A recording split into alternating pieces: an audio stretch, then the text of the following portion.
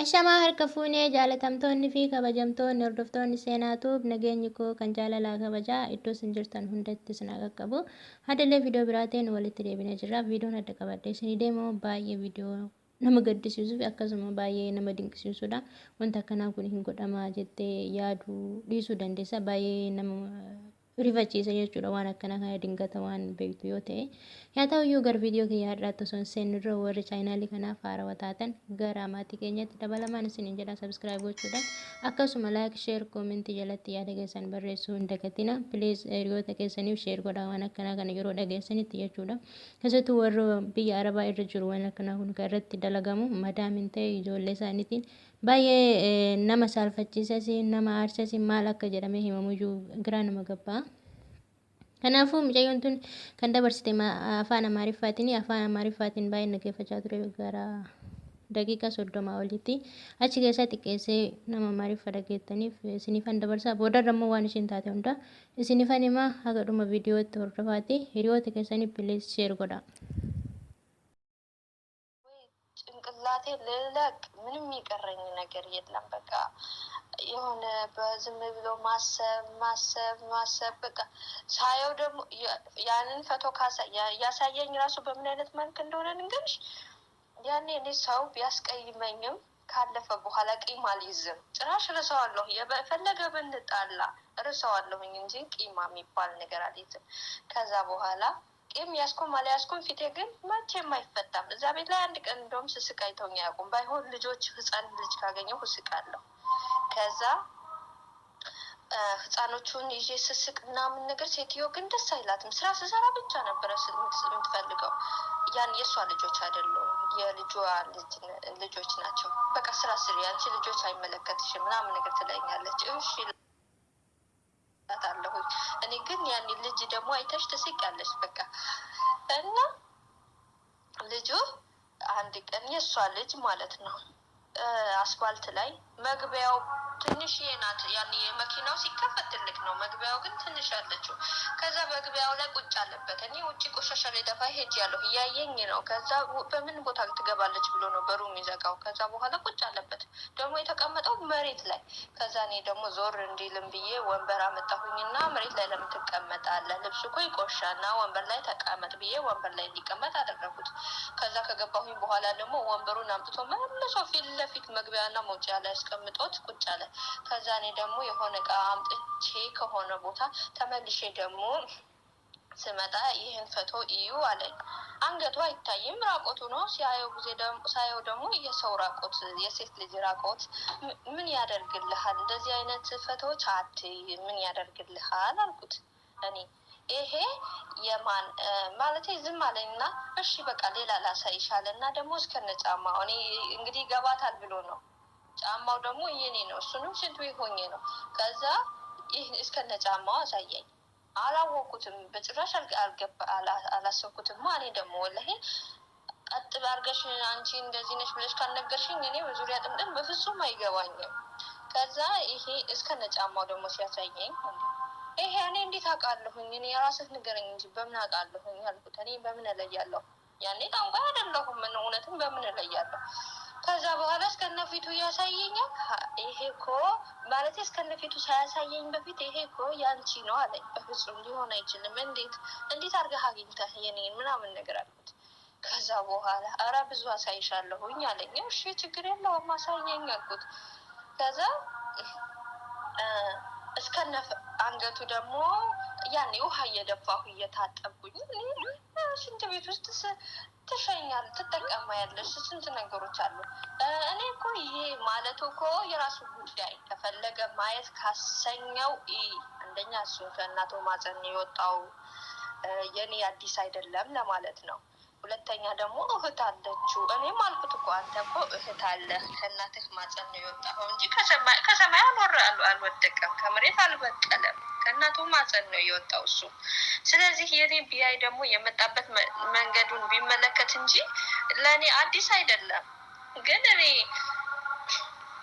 በቃ ጭራሽ ሲጀመረ ሀታ ራሱ በምን አይነት መልክ ነው የሚመለከቱት አስቢ እንኳን ሽንትሽ መቶ ሰው ያየሽ መሽናት ይከብዳል ግን እኔ እንዴት ያኔ በቃ ጥንቃቄ ለማድረግ ያክል ለሌሎች እህቶች ቢያንስ እንድታስተላልፊ ነው የምፈልገው። ብዙ ቦታ ላይ ደግሞ በማታስቢው ነገርና በማትጠብቂው ነገር ትፈተኛለሽ። ሆኖም ደግሞ በጣም ይከብዳል። እኔ እዛ ቤት አልቅሼ በማልቀስ ሰው አይን የሚፈስ ነገር ቢሆን ያው አይኔ ይፈስ ነበረ። ለሰዎቹም እኮ እንዳልናገር አስሮ ያዘኝ። ምን ይለኛል? አንቺን እኮ እኔ እንደፈለኩኝ ባደርግሽ የተቀነባበረ ፎቶ ያሳየኛል።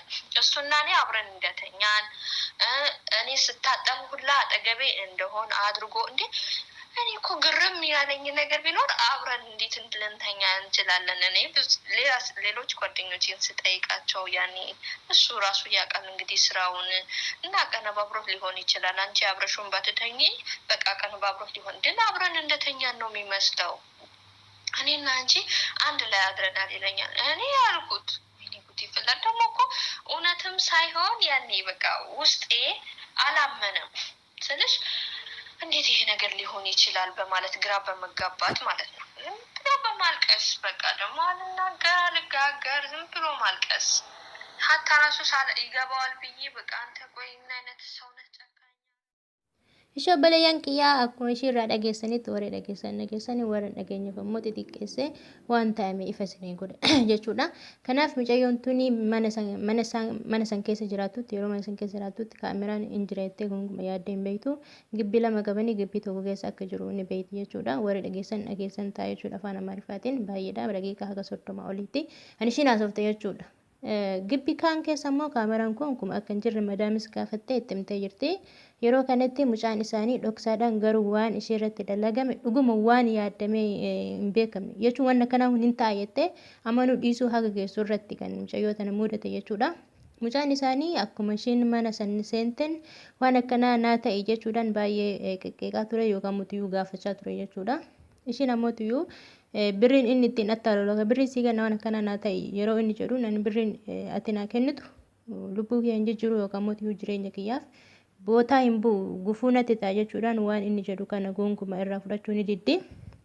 Yaa ta'u namichi kun yookaan mootiyyuu mucaan kun nama urmii waggaa 28 dargaggeessa jechuudha daa'ima miti. Mucayyoo tana baay'ee bakka ishiin deemtutti yeroo magbaa seentee hojjettu yeroo maalii akkas jala deemuudhaan baay'ee ishii waqqasaa ture. Mucayyoon tun fuula kennachuu ni diddi. Yeroo kana yeroo ishii irra fuula dhabutti kaashin tibeetii keessatti kaameraa dhoksaa galchuudhaan ishiin hin beektu jechuudha. Kamera dhoksa galchuudhaan waan ishiin yeroo amma fakkeenyaaf osoo mana keessa jiraatan magbaa osoo ta'e saaloonii osoo ta'etis okay garuu rakkoo hin qabu. Maaliif ishiin hojii ofii irratti qofa yoo hojjette waan badaa hin hojjetin malee mana keessa kaameraan yoo jiraate hagana mana rakkoo namarraan hin qabu. Garuu kifilii keessatti kifilii irrayyuu taree shintibeetii keessatti kaameraan yeroo galfamu baay'ee kan nama aarsuu fi nama dinqisiisuudha. Isa dhugaa rabbi jechuudha. Shintibeetii keessa yoo seente qaama kee qulqulleessitaa wantoota garaagaraa hojjechuu dandeessa. Shintibeetii miti kifilii kee keessattuu yeroo galtetti jechuudha.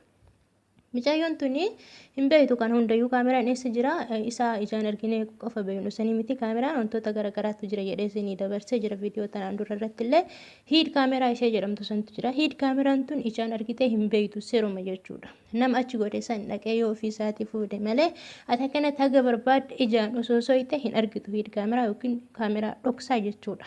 Mucayyoon tun kana hundayyuu hin beektu garuu guyyaa tokko akkuma ishee irra dhageessanitti qoshasha gatuufan gadi bahe yeroo gadi bahu bakka ani gadi bahe barri keessa bakka ani ol bahe gadi bahuun zim jedhee karaarra taa'a. Achi karaarra kursii osoo hin taane lafarra jechuudha lafarra taa'a. Achuma akkan gadi bahee ol deebi'uuf jecha kursii fidee fi irra taa'in jedheeni uffata qoshasheessin manaamin jedheeni kursii fidee fi ani qoshashaa kiyya gatee gara magbaatti ol deebi'e. Yeroo kana kursii fidatee fil lafiitii kiyya taa'e. Yeroo kana ani hojii kiyyan hojjetachaa jira. Ammas gara biraatti deemee waa fuudhee as deebi'u suuraa qullaa mormaa gadi natti mul'ise. Suuraan kun eenyuti naan jedhee. Achumaan ani wanta kallan jenneen suuraa qullaa dubartii ilaaluun maal bu'aasii qaba jennaan innis zimnaan jedhe. Ammas deebi'ee ammootiyyuu suuraa ammas mormaa gadi jechuudha natti mul'ise haga caamaan bahutti. Caamaan ani sun ammootiyyuu kiyya shintibeetii keessatti kanan guradde. Ammas ammoo ani homaa beekuu hin danda'u hagam fuula argutti akkamittan beekuu danda'a jennaan suuraan kun keeti naan jedhe. Suuraan kun kan eenyuti jennaan ani beeku akkamitti beekuu danda'a hagan fuula argutti jennaan immoo suuraan kun keeti naan jedhe. Akkamitti kiyya jennaan suuraan kun keetii naan jedhe na morme.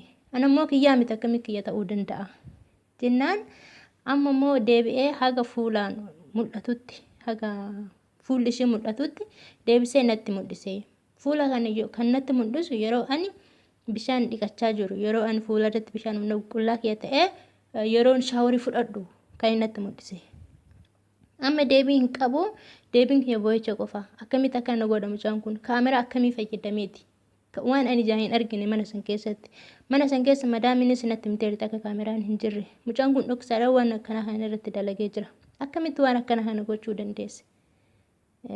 Jechuudhaan ishiin baay'ee aartii itti dubbatti yeroo kana anaaf ati walin rafnee turree anaaf ati ani moo jennaan anaaf ati walin rafnee turree jedhatti kaameraa footoo ishii isaa fi ishii wal bira kaa'ee akka waan nama walin rafneetitti kan fakkeessu natti mul'ise ammallee irra deebisee. Amma waan barbaadu osoo godhee footoon kun akka jiru na bira jira waan hin goonellee ta'e jedhee tan himuu danda'a. Atam eessayyuu harkaas hin baatu. Jechuudhaan baay'ee natti fokkoraa turedha kan ishiin jettu yoo isiniif gala jechuudhaan achi keessa gaggabaabseeti kan ani isinii himu. Garuu wanni mucayyoo tana irratti ta'ame kana kaameraa dhoksaatiin yeroo ishiin shintibeetii seentee fayyadamtu yeroo ishiin shaaworii fayyadamtu yeroo ishiin waa hunda fayyadamtu inni waraabat ture jechuudha. Viidiyoo ta'ee viidiyoo keessa suuraa baasetti kan isheetti mul'isu jechuun kun ammoo iyyuu baay'ee namatti ulfaata dhugaa rabbii. Kanaaf yaa obboleeyyan kiyyaa waan isin gochuu qabdanii mana akkasii dhuguma mana akkasii waan akkanaa kun jirta yoo ta'e biyya kamirra jiraadha waan akkanaa kana kan isinirra ga'uuf deemu yoo kan ta'u ta'e moobaayilli keessan ismaartii yoo taate waan akkana kan mul'isuu ni dandeessi. Kaameraa heed ishee jedhamtu san aappii pileey istoorii keessa seentanii gadi buufattaniitiin itti soquu ni dandeessan jechuudha. Kana yoon jedhamuutu moobaayilli hundi ni mul'isaa miti. Keessa ni mul'isaa. Tokko tokko mul'isuu dhiisuu danda'a. Kanaaf ammoo bakka kaameraan jiru sanitti yeroo qabdan ni iyya jechuudha moobaayilli keessan. Ni iyya saniifuu eessa akka jirtu moobaayila keessan irra gahuu dandeessan. Kana yoon jedhu moobaayilli hundi hin hojjetu tanaan durallee isinitti himee jira waan kaameraa kanarratti jechuudha. Kanaafuu yaabbaleen waan ani isin jedhu iyyuu hin beeku baay'ee natti ulfaate. Wanni mucayyoo tanarra ga'e baay'ee ulfaataadha. Garuu ammoo akka isinirra hin geenyeef illee jechuun baay'ee ulfaata waan hin beekne waan ati hin taayyattee hin yaanne siruma hin yaannetu kan namarra ga'u jechuudha biyya arabaa kana keessatti rabbummaan nagahan keessa nama haa galchu malee. Kanaaf waan shakkii akkasiisa yoo kan qabaatan ta'e moobaayilli keessa moobaayila ismaartii kan ta'u ta'e akkasitti karaa kanaan irra gahuu ni dandeessanii. Garuu waan akkanaa kana rabbii irraa isin haa eegu jecha hiriyoota keessaniif sheer gochuu hin dagatinaa. Viidiyoo biraatiin walitti deebina.